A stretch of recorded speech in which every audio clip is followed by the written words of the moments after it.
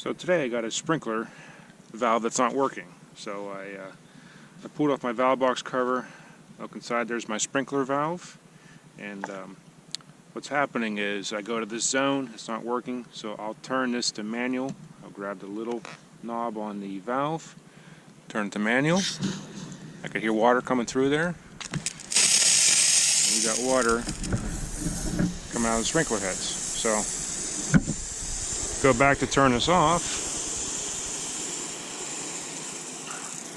The sprinklers go out. So I know I got water to the valve. I'm going to check and see if I have power here. So I'm going to take my two leads here, coming off of the controls. There's one. There's the second. Okay. So I should have power between these two wires. So this is a 24-volt AC system. So I got my multimeter. I'm going to turn it on to voltage AC. So red goes to here. And then my neutral goes to here. So I got 27 volts. So I got plenty of AC voltage here. So I know I'm getting voltage and I'm getting water. So it tells me that the solenoid, which is this part of the valve, has gone bad. So I'm going to go ahead and replace that.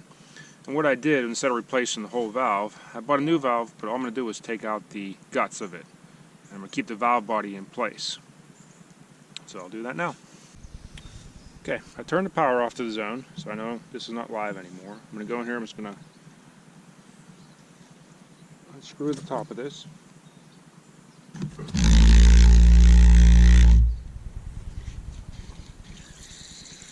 Got a little bit of water coming out.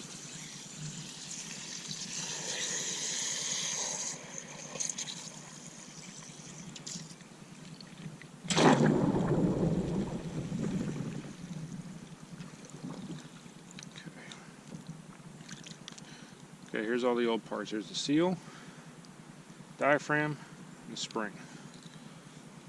I'll let this water dissipate for a few minutes and then start putting it back together. This is called a jar top valve. It looks like a jar. So I got this from sprinklerwarehouse.com. It's a 1-inch valve. I just unthreaded it, and when you open it up, it comes apart. There's a solenoid diaphragm assembly. Here's your seal. So I'm just going to take this new seal out of this new valve, just like that. Okay. Put it inside here.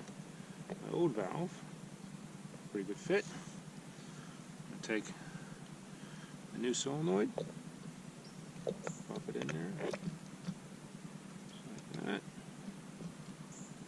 Okay, take the nut, slide it over, thread it on.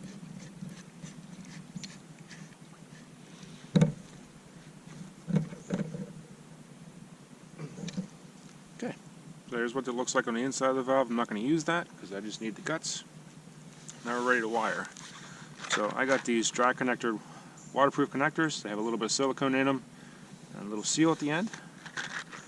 So I'm going to take my wire, cut it a little bit off here and strip it. Now these, it doesn't matter which one's positive, which one's negative.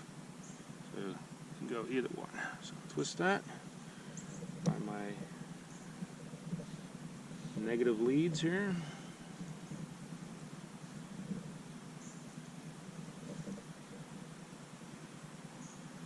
My twist connector.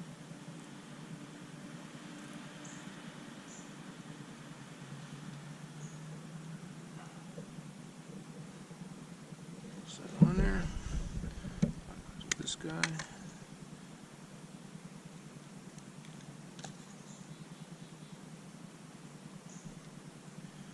Positive lead.